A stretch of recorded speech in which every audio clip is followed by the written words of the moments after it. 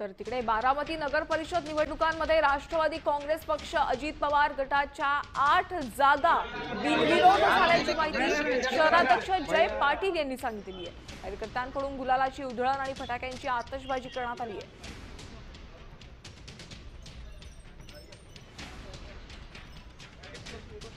आदरणीय अजितदादांच्या विकासाच्या भूमिकेवरती विश्वास ठेवून आतापर्यंत 7 जागा बिनविरोध करण्यामध्ये आम्ही सर्वजण यशस्वी झालो आहे।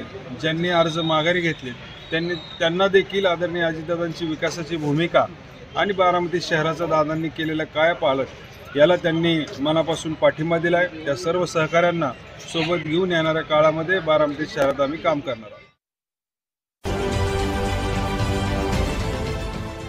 देश विदेशातील प्रत्येक घडामोडींचे लाईव्ह अपडेट मिळवण्यासाठी आता साम टीव्हीच्या सर्व सोशल मीडिया प्लॅटफॉर्मला लाईक, फॉलो आणि सबस्क्राईब करा।